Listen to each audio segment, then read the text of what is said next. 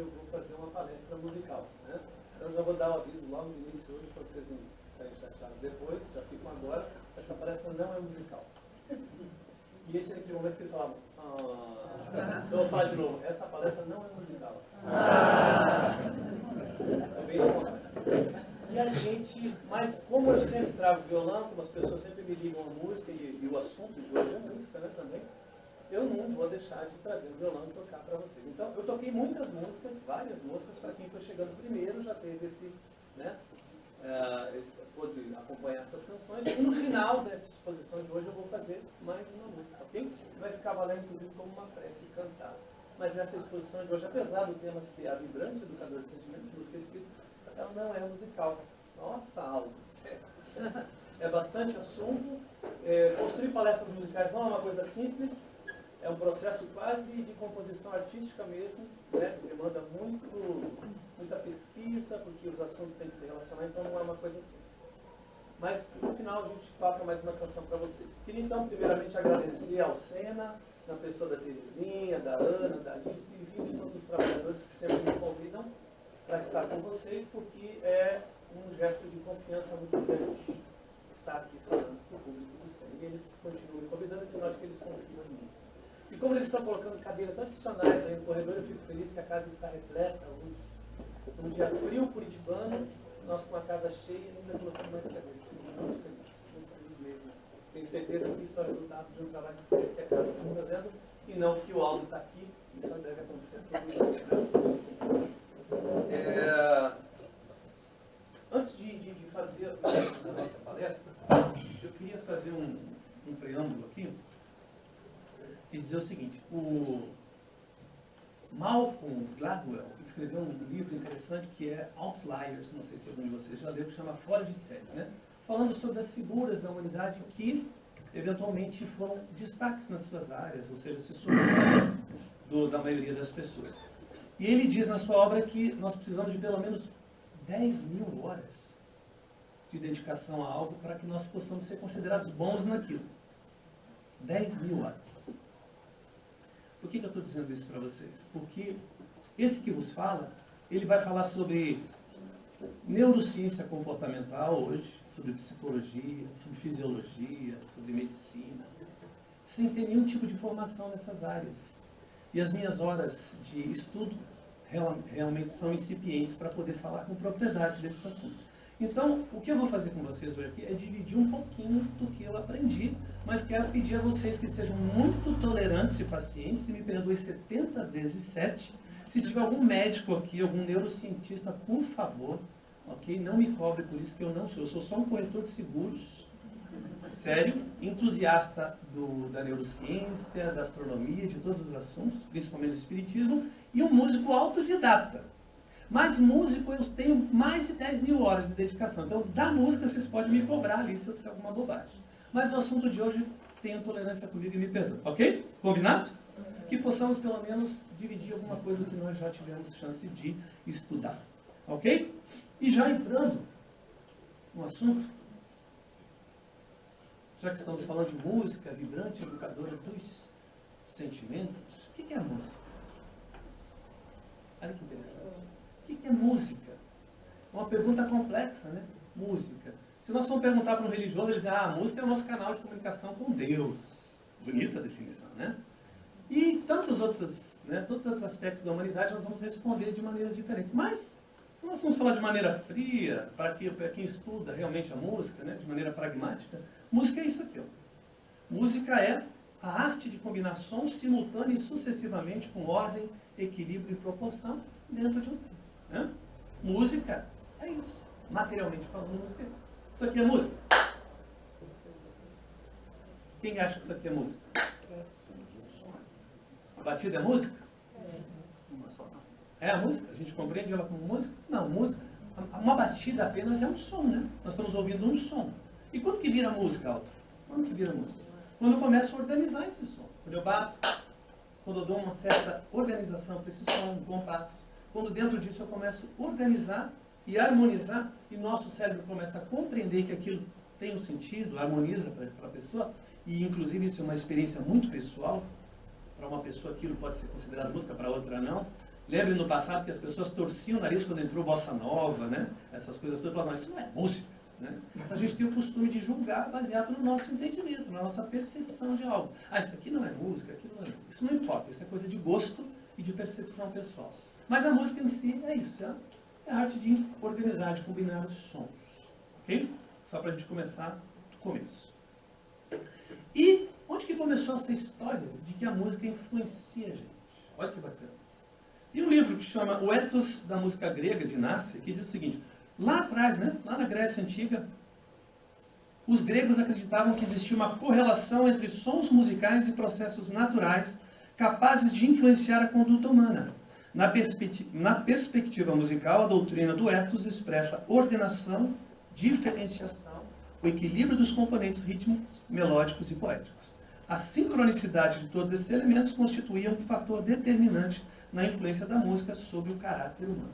Então o que o Nasser está dizendo? Que desde a Grécia Antiga, 400 anos antes de Jesus, o próprio Sócrates já falava sobre isso. E eles pensavam, e tinham a ideia, né, a convicção, de que a música influenciava o caráter da pessoa.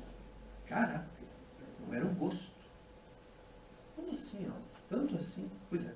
Como é um assunto muito controverso e precisa de muita profundidade para poder falar sobre isso, e claro que nós, quando viemos aqui no sábado, não estamos aqui para entrar num seminário científico, nem isso, e eu não quero tentar deixar essa exposição muito científica, apesar de ter embasamento científico, filosófico e religioso, através da ótica da doutrina espírita, eu vou precisar usar esses elementos para a gente entender o porquê que isso acontece, ok? Então me perdoem por isso também. Mas nós não vamos aprofundar, apenas passar superficialmente por essas questões. Então, para começar a parte filosófica, né, introduzindo a parte filosófica, tem um livro muito interessante chamado A República. Alguém já leu esse livro? A República? Olha, de todo mundo aqui, ninguém leu esse livro. Então, viu, já trouxe uma novidade para vocês. No livro A República, que não foi escrito por Sócrates, mas que tem lá os diálogos de Sócrates, que estão descritos por Platão, seu discípulo, tem uma parte muito interessante, que essa obra, o que ela fala? O que é essa obra? A República. Ela fala sobre a idealização de uma cidade modelo, de uma república modelo. Então Sócrates está lá nos seus processos de diálogos com seus amigos filósofos, né? Com Glauco, com o próprio Platão, com outros, dizendo como seria essa cidade ideal, como seria a humanidade ideal dessa cidade, né? Os seus cidadãos. E eles estão então ali elucubrando, conversando, e eles chegam à conclusão de que para construir uma civilização ideal, né? Idealizada por eles, a primeira coisa que precisava é educar através da música. A primeira coisa das mais tenras idades é educar através da música. E eu vou ler alguns desses diálogos para que vocês entendam o que eu estou falando. Então diz o Sócrates assim: mas então, só aos poetas é que devemos vigiar e forçá-los a introduzirem nos seus versos a imagem do caráter bom, ou então a não poetarem entre nós? Olha que radical. Ou não deixar que eles venham poetar entre nós. Devemos, no entanto, buscar aqueles dentre os artistas cuja boa natureza habilitou a seguir os vestígios da natureza do belo e do perfeito, a fim de que os jovens, tal como os habitantes de um lugar saudável, tirem proveito de tudo. Olha que bacana. Só essa passagem aqui daria, né, um seminário quase. Né? Então eles estão dizendo assim, o Sócrates está falando sobre isso, mas quem seriam essas pessoas, já que a música é tão importante para educar, e nós usaríamos como primeiro elemento educador a música, quem seriam essas pessoas que vão fazer esse trabalho? Né? Então ele está dizendo assim, peraí, mas não é qualquer música, não é qualquer pessoa. Né? E ele continua, e o Glauco diz, seria essa, de longe, a melhor educação. E o Sócrates, não é então por esse motivo, ó Glauco, que a educação pela música é capital? Porque o ritmo, a harmonia, penetram mais fundo na alma e afetam-na mais fortemente, trazendo consigo a perfeição e tornando aquela perfeita se tiver sido educada. Está perguntando, né? São perguntas, são diálogos. Né? Se tiver sido educada? E o Glauco responde, a mim parece-me que é por essas razões que se deve fazer a educação pela música. E o Sócrates continua para finalizar essa participação, essa parte filosófica, dizendo o seguinte, digo do mesmo modo que não seremos músicos nem nós mesmos, nem aqueles que nos propusemos educar para serem guardiões, antes de conhecermos as formas da temperança, da coragem, da generosidade, da grandeza de alma e de quantas qualidades forem irmãs destas. e, por sua vez, os vícios que lhes são contrários, onde quer que andem. Olha que interessante essa parte. O que ele está dizendo?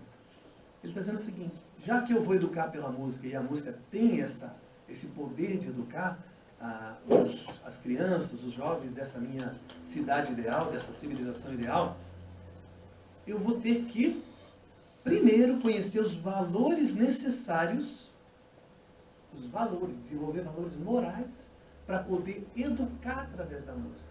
Ou seja, a minha ética nessa música vai ter que conter esses valores. Senão ela não vai educar, ela vai fazer o contrário, ela vai deseducar. Então, como é que eu vou pedir para alguém educar com a música a minha próxima civilização, né, essa civilização ideal, se eles não têm em si os valores necessários? Como que essa música vai ser contagiada e contaminada? Ela vai ter que valores. Vai ser mais ou menos aquele brocado popular, né? Faço o que eu digo, mas não faço o que eu faço. Não é assim?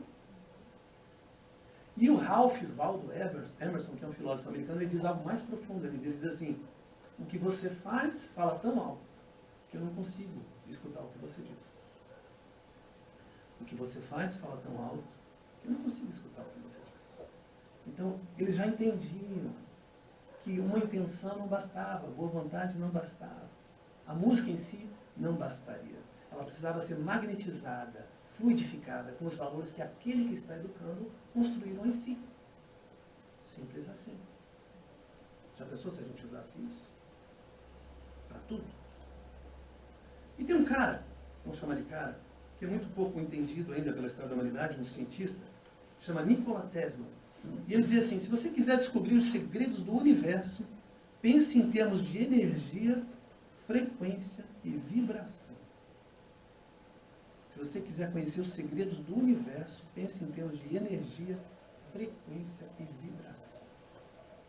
Por que eu comecei com o Tesla? Porque o Tesla, ele não foi reconhecido na sua época, achavam ele um cientista meio maluco, né, com ideias muito visionárias para a época, só que hoje nós usamos muito da tecnologia do Tesla, e na época ele ficou praticamente, né, desconhecido da humanidade. Uma pessoa que acabou, né, desencarnando de maneira a não ser reconhecida. E hoje coloca até o nome dele em marcas famosas de automóveis elétricos de ponta, né, Tesla. Mas ele não foi reconhecido. Mas ele já tinha ideias muito visionárias. Olha só que interessante. O que é energia, frequência e vibração? Nós não vamos entrar num cientificismo, né, desnecessário aqui. Mas a gente gosta muito de falar isso dentro do meio espírita, né? Eu preciso ter uma vibração um pouquinho mais elevada, um pouquinho em baixo nível vibratório, estou muito ao alcance, né, dos espíritos obsessores. Nós falamos isso, né? De vibração, de frequência vibratória, né? Do padrão, a frequência que eu estou vibrando. Pelo menos esse entendimento a gente já tem. E o que é o som? A definição de som é esse: vibração, então já estamos falando de vibração, que se propaga num meio elástico, que dentro de uma frequência de 20 a 20 mil Hz pode ser percebida pelo ouvido humano. Então, abaixo disso nós não percebemos, mesmo que ele exista, e acima disso são os ultrassons que nós vemos usados pela tecnologia, pela medicina, mas que também nós não percebemos. Por exemplo, um elefante consegue perceber sons abaixo de 20 Hz. Então, por exemplo, quando está havendo ali uma acomodação das placas tectônicas, ou até possivelmente um aviso de que um maremoto está por vir, o elefante percebe isso nas suas patas, né? E ele consegue perceber aquele som de alguma maneira, que é muito baixo para a gente, e ele começa já a buscar um caminho mais elevado. E se a gente for muito inteligente, na verdade, o elefante começa e corre atrás dele, que a coisa, o bicho vai pegar. E teve um cientista chamado Thomas Young, em 1800, um físico, que fez um experimento que é conhecido como experimento das duas fendas, onde ele descobriu a dualidade entre onda e partícula. Nós também não vamos aprofundar isso. Mas ele descobriu que no mundo infinitesimal, que é o mundo, né, dos micro, né, do mundo subatômico, as partículas, muitas vezes, elas se comportam como partícula, mas em alguns momentos elas se comportam como onda. Ok? Normalmente se separa o que é onda, o que é partícula. Mas as partículas, às vezes, elas ficam um pouco bipolar, dependendo de como, né, do dia delas, e elas começam a se comportar como onda. Vocês já vão entender por que eu estou trazendo esse experimento aqui. Bom, agora eu vou contar um experimento científico bem simples da gente entender aqui, que foi feito por Robin Wilkins, em 2014, neurologistas americanos recorreram a um scanner com imagem de ressonância magnética para fazer um mapeamento da atividade cerebral de 21 voluntários. Vocês lembram que eu comecei com uma introdução filosófica, que na época do Sócrates eles só ficavam pensando sobre isso e acreditando que aquilo era real, mas eles não tinham ainda tecnologia para provar que aquelas ideias eram verdadeiras. Só que o que aconteceu com a humanidade? De lá para cá, nós demos um salto tecnológico.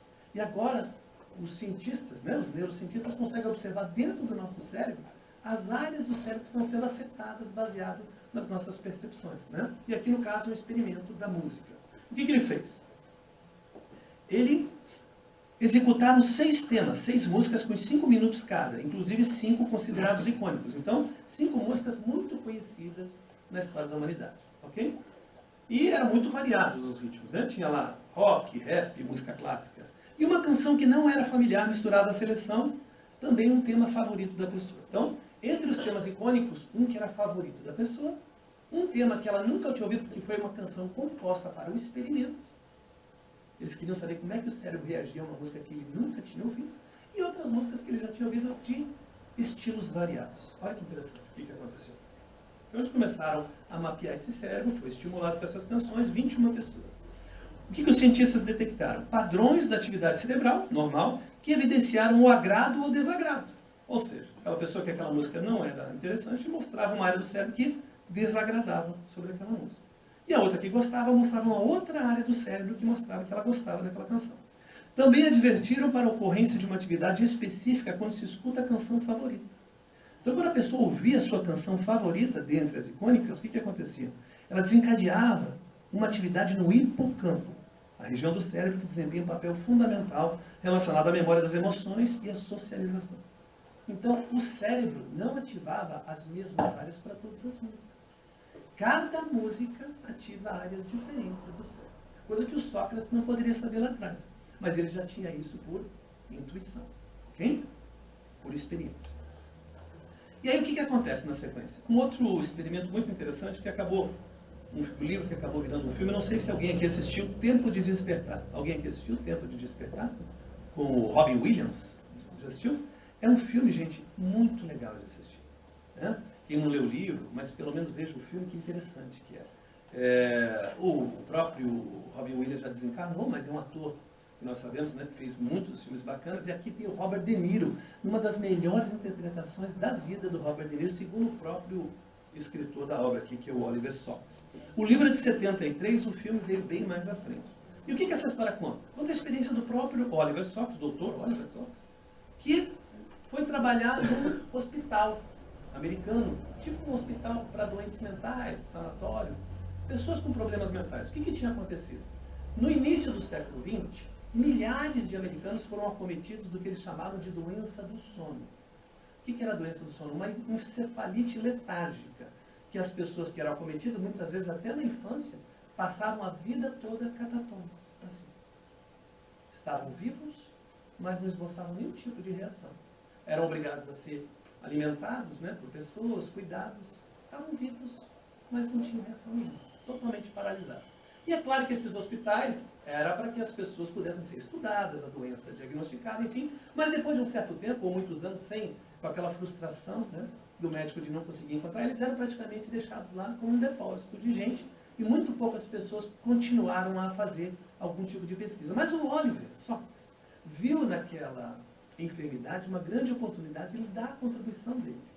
Ele começou a ter interesse diferente dos outros médicos ou enfermeiros por aquelas pessoas e se interessou particularmente por uma figura que foi protagonizada pelo Robert De Niro, que é o Leonard Lowe, esse menininho aqui, que logo no começo da vida dele ele foi acometido por essa encefalite letárgica, travou e ficou cuidado pela mãe mais de 30 anos. A mãe cuidando dele todo dia, levando para o hospital, trazendo para casa, muitas vezes deixavam no hospital. Alguns deles passavam só o dia no hospital. Né? E aí o que o Oliver Sacks fez? Começou a estudar as pessoas, começou a tentar entender o que poderia ter acontecido a essas pessoas para ficar naquele estado. Né? Toda a experiência médica dele. Mas ele também era músico. E ele falou, puxa vida, vamos experimentar tudo que ele podia, né? Ele começou a experimentar música com os pacientes. Música. E também começou a contagiar os enfermeiros com o interesse dele. As pessoas começaram também em alguns momentos do dia, tocar música para os pacientes. E o que eles descobriram? Que determinada música, não qualquer música, em algum paciente específico, fazia com que ele, momentaneamente, episodicamente, voltasse a ter movimentos. Então, a pessoa que estava sendo alimentada na mesa, ela tocava uma música, ela não reagia, uma outra música, ela não reagia. De repente, tocava uma música, um ritmo específico, ela voltava e começava a comer. Coisa doida. Ele ficou impressionado com aquilo, ele pensou, mas o que está acontecendo aqui? Ele adorou a novidade, viu que a música funcionou. Mas ele queria saber a fisiologia do cérebro. O que estava fazendo esse cérebro voltar a funcionar? O que a música desencadeava? E ele descobriu que uma empresa, ele pensou então em alguns neurotransmissores como a dopamina. E a dopamina é um dos principais neurotransmissores que traz ali, né, o anseio, né, que a gente está ligando. Eu fiz uma palestra aqui sobre o hábito que habita, não sei alguém que assistiu, mas falava um pouco desses neurotransmissores. Então a dopamina estava muito ligada a esse pensou, essa dopamina que está sendo produzida. Só que ela só é produzida quando toca a música certa para a pessoa certa. Ela viu que não era, ele viu que não era tudo. Então ele falou assim, mas para isso funcionar bem, eu preciso de níveis de dopamina diferentes. E eu não consigo regular isso com a música. Ele descobriu que um laboratório estava fabricando uma droga chamada L-Dopa, que era uma dopamina sintetizada, porque eles queriam fazer um medicamento para pessoas que tinham mal de Parkinson. E para que o Oliver Sacks pudesse utilizar essa L-Dopa nos pacientes dele que tinham encefalite letárgica, que era uma outra enfermidade, ele alegou ao diretor do hospital que talvez o mal de Parkinson, no caso, possa ser o grau que eles tinham da encefalite letárgica, era um mal de Parkinson tão acelerado que travava. E ele queria poder usar essa L-Dopa em algum paciente e ele queria essa liberação, né, essa autorização. E com muito custo, né, como é muito difícil para a gente tentar fazer alguma coisa que nunca ninguém fez, ele conseguiu autorização só para esse Leonard Low. Aí o que acontece? Ele começa a ministrar doses, tentar doses diferentes da L-Dopa, tentar doses diferentes. E um dia o Leonard Low levanta da cama como se nada tivesse acontecido. E aí uma das cenas mais tocantes do filme, gente, não tem como ver e não chorar. O Oliver Sacks, né, convida a mãe do Leonard Low, que é uma senhorinha, para ir no hospital. E ela chega e vê o filho nesse estado. E ele vê a mãe e abre os braços e ela vem ao encontro dele. E abraça o filho pela primeira vez depois de mais de 30 anos. É porque ela só cuidava dele. Então é lindo. E essa experiência mostra realmente como é que a música atua no cérebro, né? Mexendo nos processos neurológicos, fisiológicos, nos neurotransmissores. Só que isso demandava uma pesquisa ainda muito mais profunda. E o Oliver Sacks continuou suas pesquisas, inclusive continuou escrevendo outros livros sobre o assunto, que a gente não vai ter tempo de trazer aqui para vocês hoje. O Claude Bernard, que é considerado o pai da fisiologia, já é desencarnado desde 78, ele dizia que nós temos um mar interior. Imagina que bacana a expressão dele. Nós temos um mar interior que se movimenta dentro de nós, que nós desconhecemos. E ele também tem uma frase que eu gosto muito de usar. Ele diz assim, é o que nós pensamos que sabemos que nos impede de aprender. Olha que bacana. É o que nós pensamos que sabemos que nos impede de aprender. Então, como ele foi esse pai da fisiologia, não tem como a gente falar sobre esse assunto sem mostrar como é que funciona isso, né? A parte científica, ainda que de maneira mais superficial.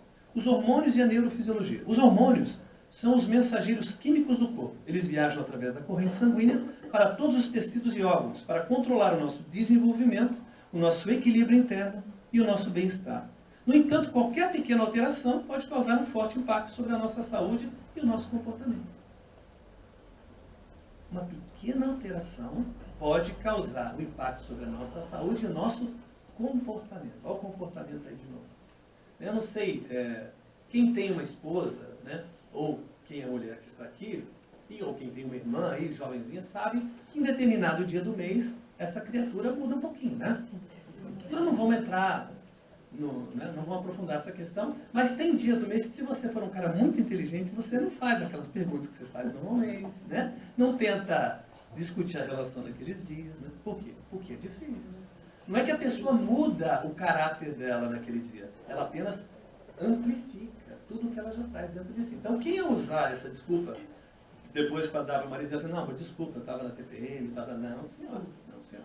Você é aquilo lá mesmo, só que você acabou potencializando aquele sentimento porque você estava com níveis, né, hormonais diferentes. Só para vocês terem uma noção, eu vou contar uma coisa pessoal para vocês aqui, que eu falei só para mim quando eu cheguei. Ontem eu tive 5 episódios de cólicas renais num período de 3 horas. Eu tive isso há 2 anos atrás. Então, assim, se vocês estiverem me achando meio surradinho hoje aqui por algum motivo, é que eu realmente passei um apuro. Quase não pude estar com vocês aqui. E o que acontece? O que essas coisas ensinam pra gente? Alguém já teve alguma cólica renal aqui? Só para saber? Levanta o dedo. A dor é forte, não? É. Dizem que a dor é parecida com a dor do parto. E eu nunca ia saber como é a dor do parto, mas ontem eu tive quíntuplos. Então, eu deveria estar em convalescença e estou aqui com vocês, né? Muito ousadamente. Mas o que acontece? O que aquela dor de ontem me ensinou? O Leon Denis diz que a dor é uma das potências da alma. E ela é mesmo. Olha como a dor é uma potência da alma. Ontem eu pensei, por que eu senti tudo isso? Na véspera de iniciar a 3ª Semana Nacional de Arte Espírita, que inclusive iniciou ontem, hoje é o 2º dia, né? Hoje é o meu primeiro evento oficial dentro dessa semana. Eu estava tentando lembrar o que eu esqueci de falar para vocês. Hoje nós estamos dentro da Semana Nacional de Arte Espírita, uma iniciativa da ABRAC. O que aquela dor estava me ensinando ontem? Porque ela sempre ensina alguma coisa. E eu descobri que eu senti aquela dor para me lembrar de tomar água. Porque eu tenho uma dificuldade muito grande. Eu não tomo água. Muito difícil eu tomar água. A gente sabe que precisa de 1 litro, 2 litros, 3 litros de água por dia, né? Dependendo da necessidade particular de cada um. Eu tomo assim, nenhum copo por dia, às vezes. Acontece. Claro que eu como muita fruta, bebo outros líquidos, sucos, café e tal. Mas a gente sabe que água não tem como substituir para tomar água. E ontem, depois daquele episódio dos meus quíntuplos que eu falei, eu preciso lembrar de tomar água. E eu precisava passar por essa experiência para poder lembrar que eu precisava tomar. É o meu corpo falando comigo assim, Aldo, nós vamos ter que fazer alguma coisa para se lembrar de tomar água. Então hoje vai ser o seu dia. Bem naquele dia que você nunca mais vai esquecer. Se fosse no outro dia, mas era o dia que começava a 3ª Semana Nacional de Arte Espírita. Então, ele sabe conversar com a gente na hora certa. Né? Não era aquele dia que a mulher passa do mês, era o dia que eu precisava ouvir mesmo. Então, o que eu estou falando isso? Porque toda experiência de dor, ela ensina alguma coisa para a gente. A dor não é nossa inimiga. A dor é alguém dizendo, o nosso corpo dizendo, você precisa se reequilibrar. Né? Então, que nós tenhamos essa perspectiva sobre a dor. E não amaldiçoemos a dor. Então, a partir de hoje, né, eu estou fazendo um compromisso comigo mesmo de tomar um pouquinho mais de água. Como é que eu vou lembrar disso? Essa dor que vai me lembrar. Eu não quero mais sentir essa dor nunca mais na minha vida. Né? Eu espero não senti-la. Mas se eu sentir de novo por conta da minha omissão, eu já sei que não é culpa de ninguém. Não adianta eu olhar para Deus e dizer, nossa, Senhor, eu vou lá fazer palestra, o Senhor me faz sentir essas coisas, né? E a gente sempre adora terceirizar essas responsabilidades. Né? Quando a gente sente dor, sempre é a culpa de alguém, não é da gente. Mas não é assim que funciona. Como é que funciona então os hormônios e o estado de ânimo associados a eles, já que nós falamos que mudamos de ânimo, de comportamento? Então vamos falar alguns hormônios aqui que nós conhecemos, que podemos citar. Primeiro, o cortisol. O que o cortisol faz? Ele controla os estados de estresse e ansiedade. Então, quando eu começo a me estressar, eu começo a liberar cortisol no meu organismo. Quanto cortisol? Quanto cortisol eu precisar. Só que como isso começa a inundar o meu mar interior de cortisol, o que era para ser um medicamento começa a ser... Começa a ser veneno, gente. Lembra que eu já falei uma vez aqui para vocês? Paracelso dizia, a diferença entre medicamento e veneno é só a dose. E quando eu me estresso gratuitamente o tempo todo, é cortisol, cortisol, cortisol, cortisol, cortisol. E o problema é que o ser humano, eu já falei aqui também, é experiencial e projetivo. A maioria das nossas preocupações, a grande maioria, é por coisas que nunca aconteceram e nós nem sabemos se vai acontecer. Mas nós já estamos projetando. Ah, meu Deus, será que eu vou conseguir pagar o aluguel? E nós sofremos o mês inteiro, cortisol, cortisol, cortisol, chegou um dia lá, não fez diferença nenhuma. Nós vamos ter dinheiro ou não vamos ter dinheiro, mas nós vamos ter que resolver. Né? Isso em todas as áreas da nossa vida, gente. Nós projetamos sempre o pior. Isso é um hábito terrível que nós desenvolvemos. Projetar o pior. E às vezes nós não estamos nem aqui. Nós estamos lá pensando, ah, meu Deus, acho que eu vou pegar aquele arroz que sobrou e vou fazer um risoto hoje, que daí é mais rápido, né? Para você daqui meio atrasado. E o Alto está falando, e eu estou, né? E a minha mente está marcando lá o que eu vou fazer com o almoço. Esses somos nós, acredite. Não é maldade. É hábito. Hábito de não estar aqui. Hábito de estar com o celular na mão agora, mesmo desligado mesmo.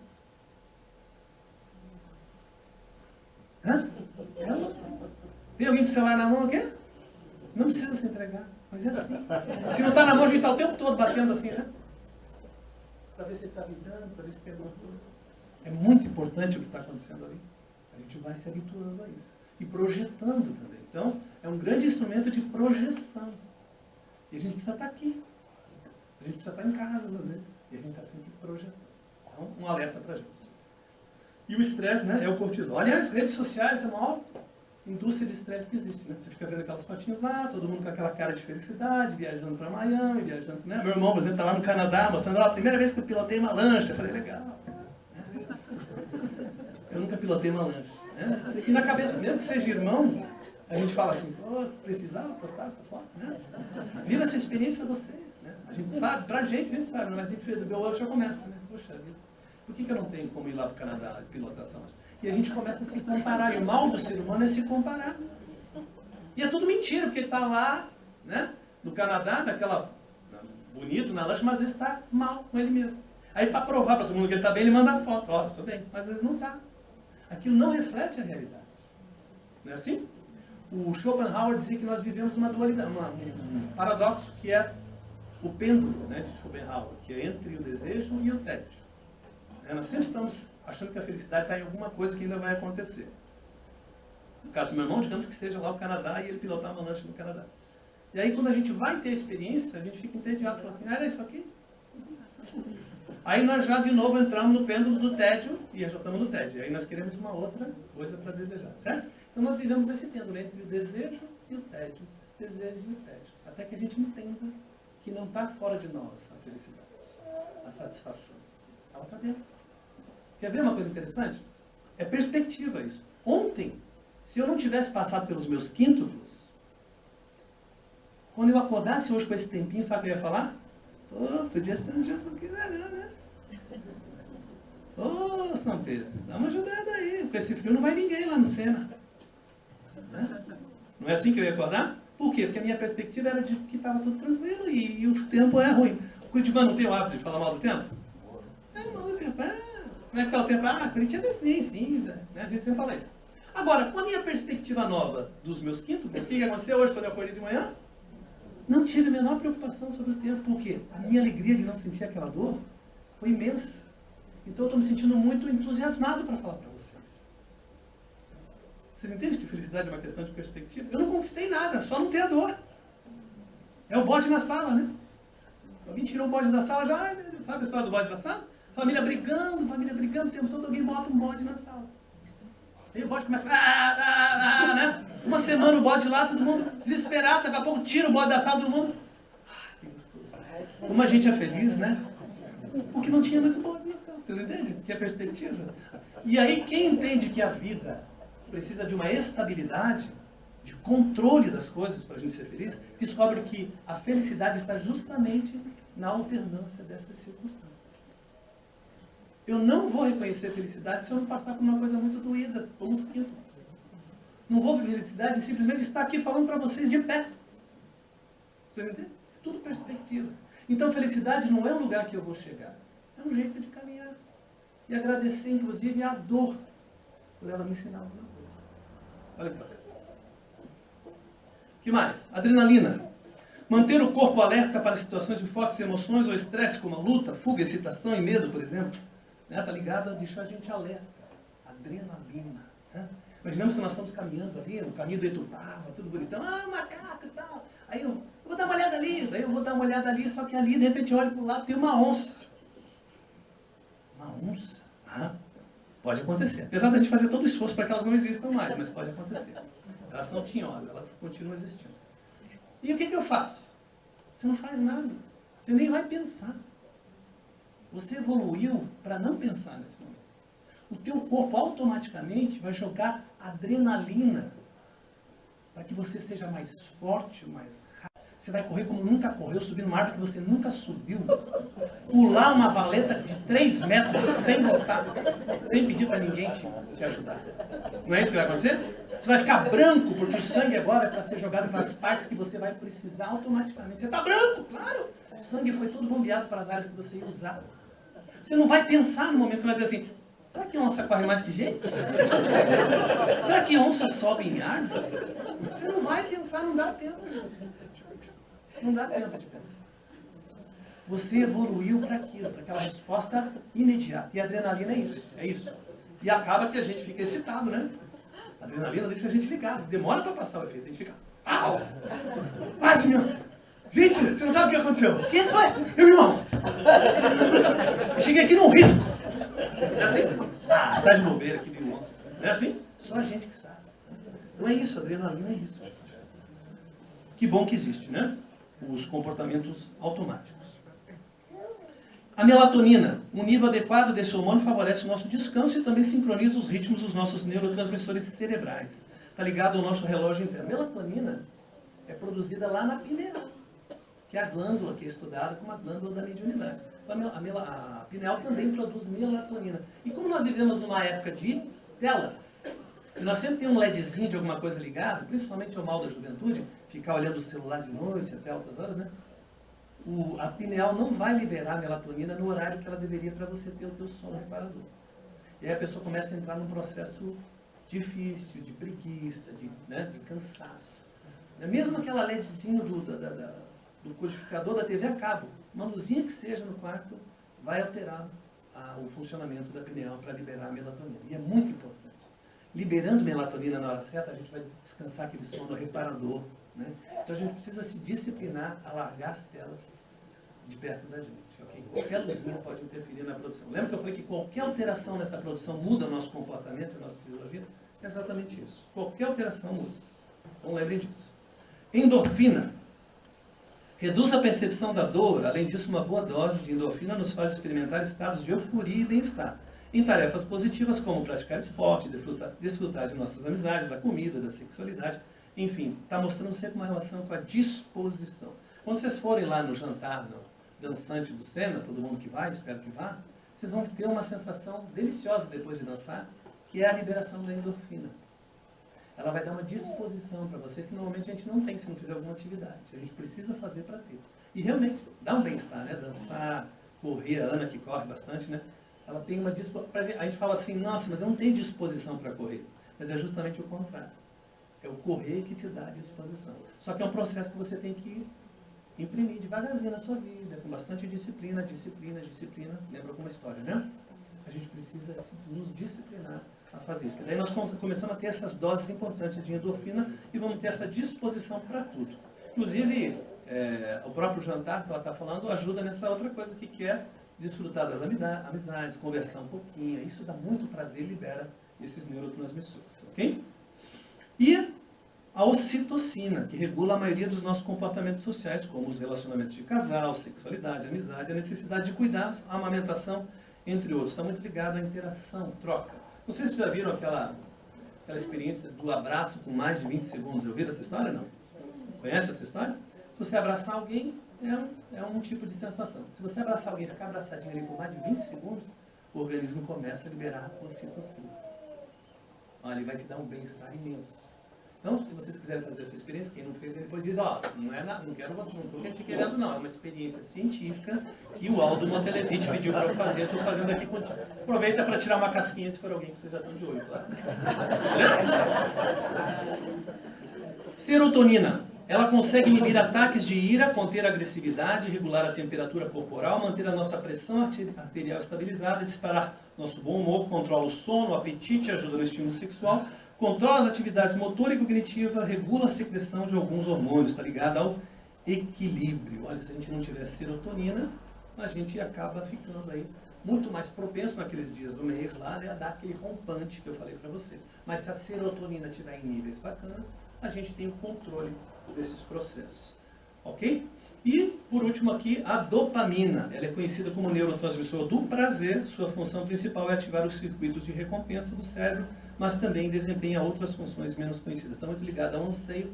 Quem pôde vir aqui naquela palestra do hábito que habito, entendeu o circuito de recompensa que começa na dopamina, né? E o nosso cérebro não sabe diferenciar entre o que eu estou pensando e o que eu estou vivenciando. Lembra que eu sou um ser projetivo e experiencial? Mas o cérebro não consegue diferenciar. Se você pensar em alguma coisa, você já está estimulando a dopamina, os neurotransmissores, o cortisol. O cérebro não diferencia se aquilo está acontecendo ou não está. Sério, Aldo, mas que experiência científica eles fizeram para saber que isso é verdade ou não? Fizeram experiência científica com tomógrafo também. Pegavam uma pessoa, colocavam lá e observavam as áreas do cérebro e, por exemplo, apresentavam para a pessoa, por exemplo, um copo. Um copo. A pessoa olhava o copo, eles monitoravam a área do cérebro e reconheciam o copo. Depois faziam vários experimentos e no final falavam assim, pense em algumas coisas. Quando a pessoa pensava, eles diziam, pense num copo, a pessoa pensava no copo, mas o copo não existia, ela estava só pensando. A mesma área do cérebro era influenciada. A mesma. Não fazia diferença o que ele estava vendo ou o que ele estava pensando. Então, por isso que a gente sofre por coisas que não aconteceram. Isso é comprovado cientificamente. E o cérebro nas obras de André Luiz? Olha que bacana, entrando na parte religiosa sobre a ótica da doutrina espírita. Vê se nós temos um pouquinho de tempo para falar sobre isso. Um pouquinho. O cérebro real é o aparelho dos mais complexos em que o nosso eu reflete a vida. Através dele sentimos os fenômenos exteriores, segundo a nossa capacidade receptiva, que é determinada pela experiência. Por isso varia ele de criatura a criatura, em virtude da multiplicidade das posições na escala evolutiva. Cada individualidade revela o consoante ao progresso efetivo realizado. O que o André Luiz está falando aqui? Que apesar de você ser um espírito, o teu cérebro vai guiar os seus comportamentos. Mas o seu cérebro é um cérebro que você não construiu só nessa existência. Você construiu em vidas pregressas e diversas. E esse cérebro perispiritual vai moldar o cérebro atual, baseado, né, não teria como ser diferente, baseado na justiça divina. Né? Você não poderia nascer uma pessoa muito inteligente se você não tivesse desenvolvido a sua inteligência.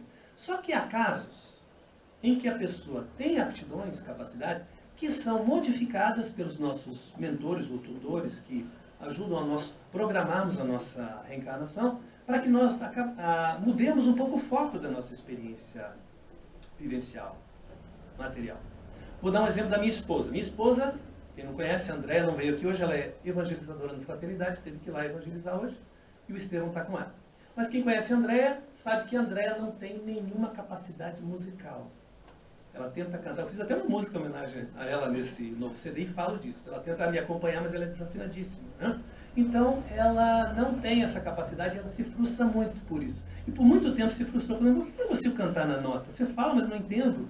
Né? E não toco nenhum instrumento, e tem dificuldade musical.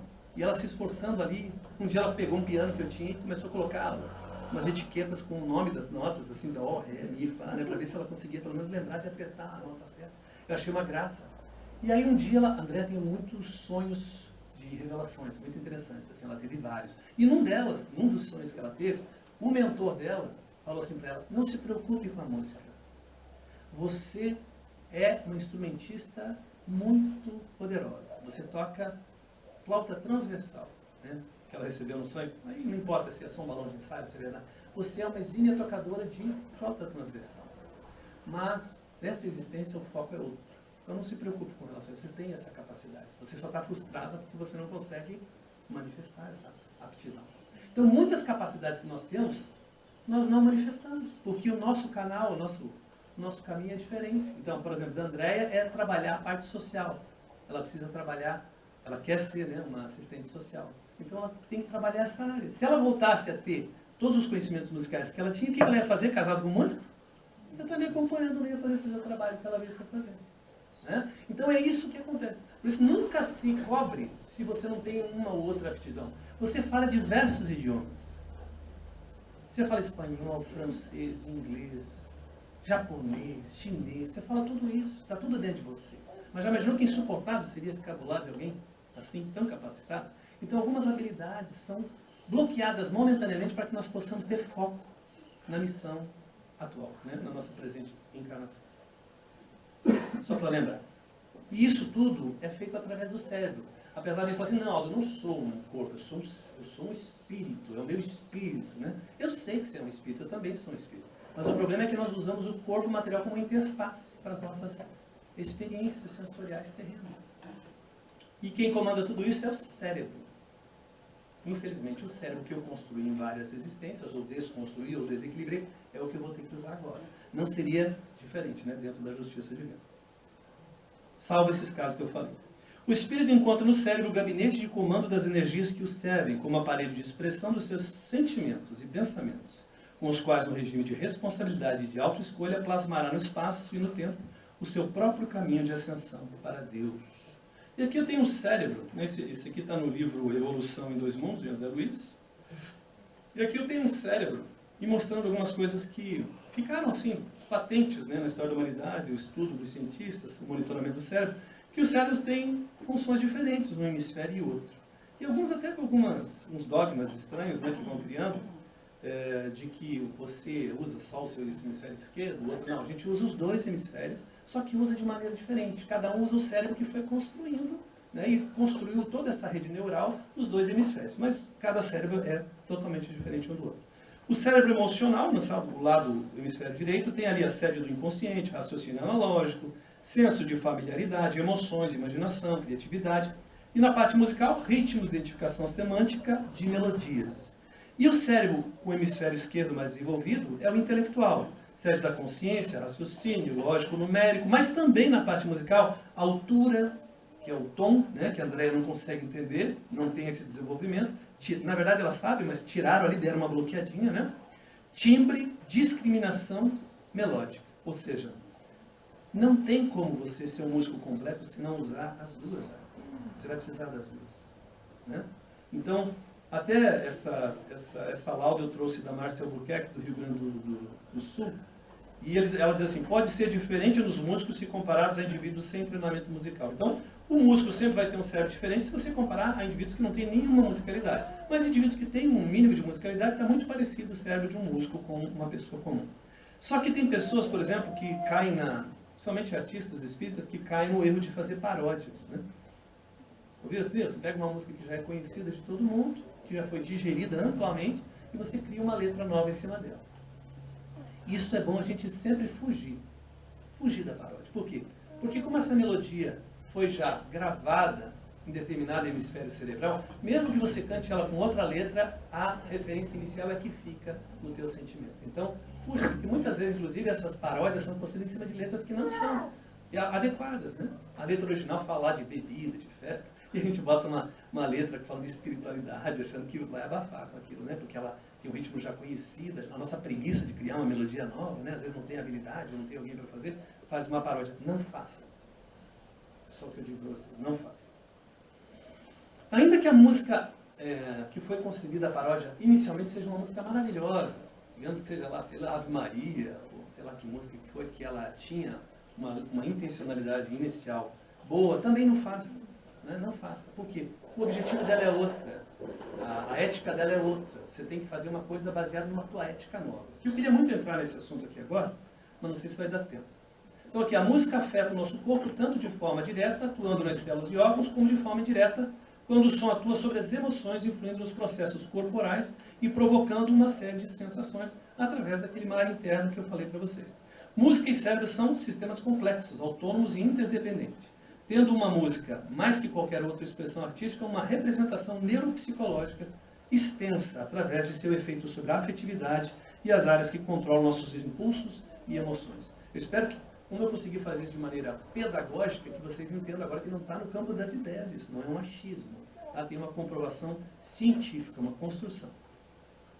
E aí, quanto maior o volume da amplitude do potencial receptor, maior o número de impulsos elétricos formados nos neurônios e neurônios serão estimulados. Ou seja, quanto maior o volume dessa música, mais ela vai nos afetar. Ok? Quanto maior o volume, mais ela vai afetar. Se estiver baixinho, mesmo que seja música ruim, se estiver baixinho, ela não vai te afetar tanto. Mas se ela estiver alta, ela vai afetar e vai produzir esses neurotransmissores na quantidade ainda maior. Vai potencializar. E aí, o que acontece? Essa aqui é uma imagem dos neurônios, né?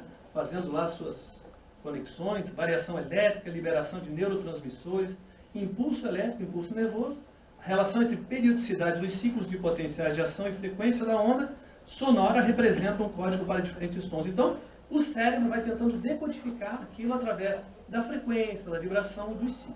Ok? E aí, eu trouxe para vocês, só para vocês entenderem de maneira bem superficial, que reside no organismo do homem uma espontaneidade musical. Ou seja, o homem com seus ciclos, seus batimentos, suas pulsações, nós somos praticamente uma fábrica de sons. Né? Já pensou se nosso ouvido fosse virado para dentro? insuportável que seria? Nós ouvimos o nosso sangue circulando, as batidas do coração o tempo todo, a pulsação, né? E assim, insuportável. Sabia que tem gente que tem esse problema? Nasce com uma anomalia que o ouvido consegue ouvir todos os seus ciclos internos, deve ser insuportável, né? Então, o que acontece? O ritmo semelhante à nossa pulsação musical, ele nos acalma. Então, se eu estou ouvindo uma canção que tem lá a mesma batida que o meu coração, digamos que seja de 80 batidas por minuto, 70 batidas por minuto, se eu escuto uma canção nesse mesmo batimento, eu tenho uma tendência natural a me acalmar. Ok? É isso que acontece. Quem faz musicoterapia deve saber como é que funciona. Eu não sou um profissional de musicoterapia. Ritmo mais lento, acalma e adormece. Então, se eu começar a tocar uma música muito lenta, mais lenta que a tua batida do coração, você tem uma tendência natural a, né, já ir descansando, já ir se acalmando e até às vezes dormindo. Ritmos moderadamente rápidos, de 40 a 70 tempos por minuto, que acompanham uma bela melodia, excitam, produzindo prazer e alegria. Ok? Então, em determinado momento, você vai lá no jantar dançante, você vai ouvir canções que têm um ritmo mais acelerado. E naquele momento ideal, que é o momento de confraternização, de entretenimento, é o momento que você tem que realmente se alegrar, se excitar, no sentido, né, bom da palavra, e sentir prazer, senão não tem como. Imagina, você está lá no jantar, por exemplo, né, jantar do Senna, e começa a tocar um sentimento de onda. Uma linda que seja a canção, não combina com o momento que você está buscando. Então é adequar a música ao ambiente que você está, né? Então, você vai sentir alegria, vai sair com aquela sensação, né, com as endorfinas que eu falei para vocês. E as ocitocinas. E o ritmo acelerado, como é que funciona? Aí nós estamos falando de coisas um pouquinho mais aceleradas, né? De 90 a 100 tempos fortes por minuto. Fortes. A batida alternante em contraponto rítmico contra o ritmo natural da fisiologia humana. Rock da década de 60, estilo heavy metal, né? Um exemplo. Então, aquele rock mais, né, mais acelerado, aquele heavy metal, por que ele causa essa excitação além da conta? Porque realmente ele está começando a fazer o nosso corpo tentar acompanhar aquela batida. O nosso corpo vai tentando se acomodar e ele vai causando outros tipos de percepções. Quais são? Eleva as pulsações cardíacas e a pressão e excita emocionalmente, que vai da euforia à histeria. Ó, nós estamos falando de prazer, alegria, ok, né? Mas de repente eu começo a excitar, que vai da euforia à histeria. Por isso que é tão preocupante. Quando a pessoa não está preparada para isso e não entende que a música tem esse alcance, quando você vê o jovem tendo um comportamento como se alguém tivesse se drogado por causa da música, é exatamente isso que está causando no cérebro. Ele funciona como uma droga, que vai te sedando, que vai te causando uma espécie de transe. Né? A gente vê naquelas raves, né? Que todo mundo está lá, doido. Às vezes não está nem se drogou nem nada, mas está com aquela sensação de alguém que está viajando. Porque isso é causado pela música. Ok? Só para a gente entender. Não vou julgar gosto musical de ninguém, só estou dizendo as consequências desse tipo de ritmo para a nossa fisiologia interna. Né? E aí, no livro vou terminar aqui só com uma citação, que a gente já está adiantado no tempo. Vou terminar aqui com uma citação do Leon Denis.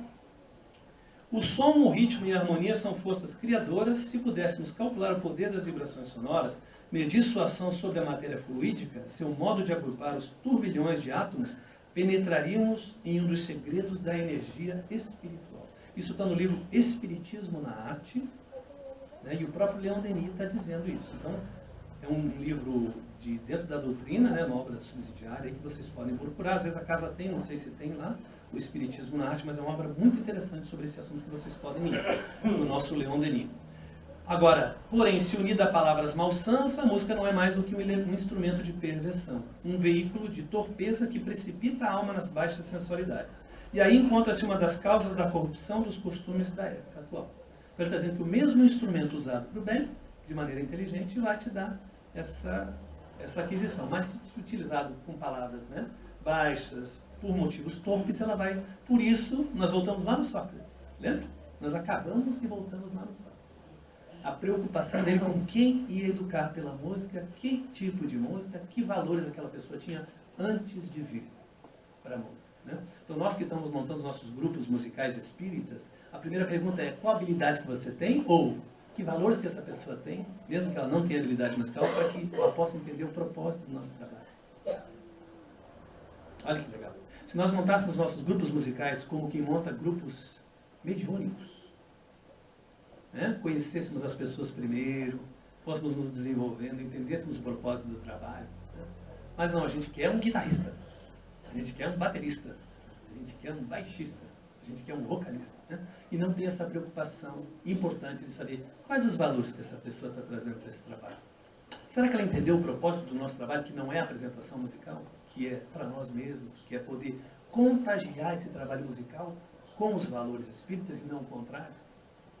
Que é divulgar o espiritismo através da arte e não divulgar o nosso trabalho dentro do movimento espírita?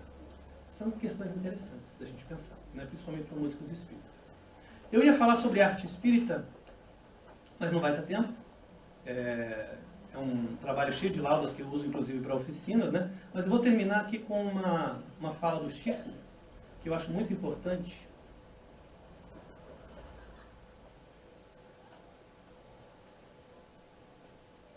Que é o seguinte, no livro ali, né, A Terra e o Semeador, ele diz o seguinte: os espíritos amigos que se comunicam são unânimes em afirmar que essa taxa crescente de perturbação na atualidade decorre do desequilíbrio existente entre as nossas conquistas de ordem científica e o atraso dos nossos sentimentos.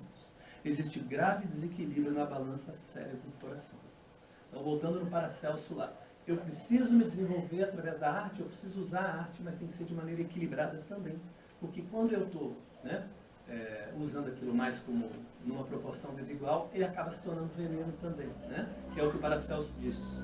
Muitas vezes a diferença entre veneno e medicamento é a dose. Então eu preciso saber que arte que é, preciso me preocupar com isso, mas também preciso me deixar tocar pela arte, porque só o intelectual não nos leva ao entendimento. O Haroldo diz uma coisa que eu acho maravilhosa, ele diz assim: quando o coração não participa do Evangelho, né, das conquistas do Evangelho, muito pouco nós conseguimos reter.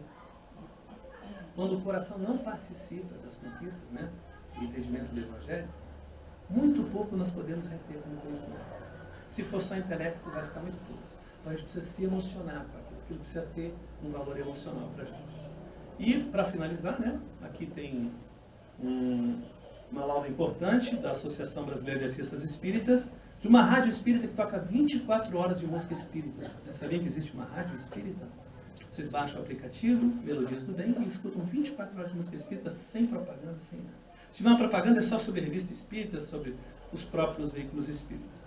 O Spiritify, dentro do Spotify, tem um acervo lá que só toca músicas espíritas. Você clica nesse álbum Spiritify, dentro do Spotify, vai ter todos os estilos de música espírita que estão lá. E o principal, Acervo Espírita, é um site com todas as canções, ou a maioria das canções espíritas existentes, por autor, por nome de música, por estilo, um site muito completo, www.acervoespírita.com.br, ok? Para vocês não terem desculpa que não escutam música espírita porque não sabem onde vão encontrar. Então vocês podem se educar sim com essas músicas, podem inclusive apresentar para os seus filhos, que eles vão ficar maravilhados, porque tem para todos os gostos, gente. Não é só música parada, não. Tem rock, tem pop, tem reggae, tem tudo aqui, mas a gente precisa começar a conhecer isso direitinho. Para não tocar só aos pés do monte, né, Ana? Aos pés do monte. Achando que só existe uma música espírita aos pés do monte. É linda a música, mas tem mais de 200, 300 canções espíritas disponíveis aqui, a gente não vai lá visitar. É muito importante que vocês visitem. Para finalizar, eu vou tocar uma canção, então, como eu prometi, e já vale como prece final, ok?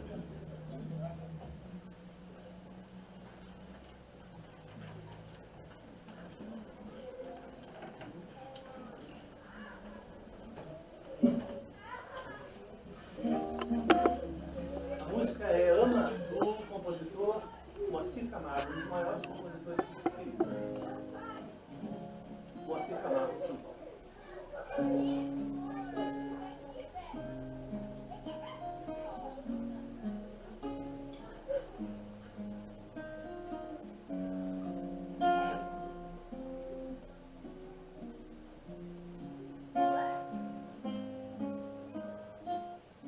Amar,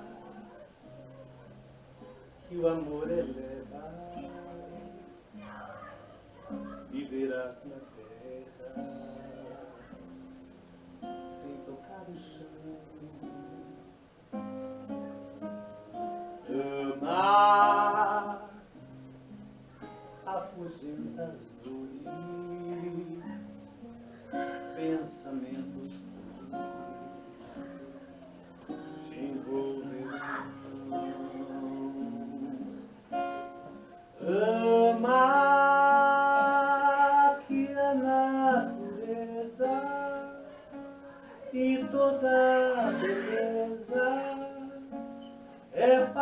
arte do amor.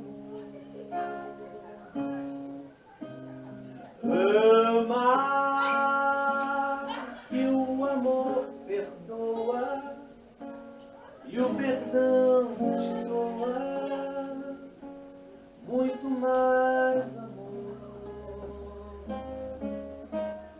Amar, pois a lei divina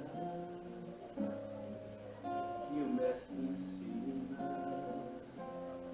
é a lei do amor. Amar, que o amor eleva, viverás na terra sem tocar o chão.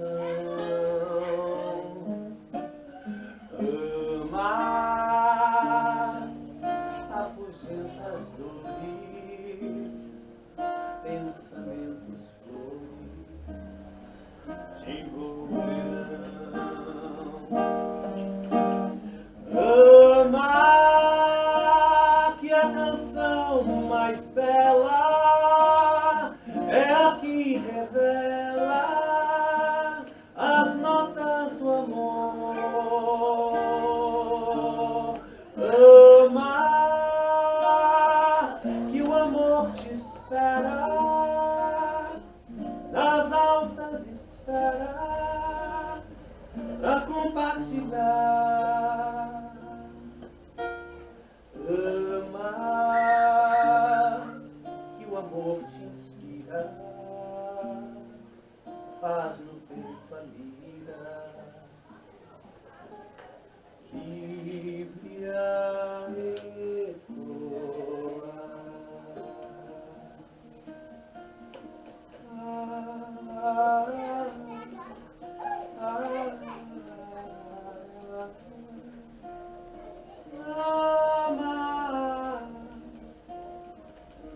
Ama que o amor é leve.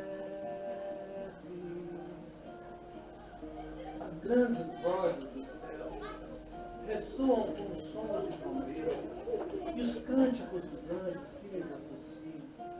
Nós vos convidamos, a vós, homens, tomai dali, fazei uníssonas as vossas vozes, e como no hino sagrado, elas se estendem e repercutem de um extremo ao outro do universo. Espírito de verdade.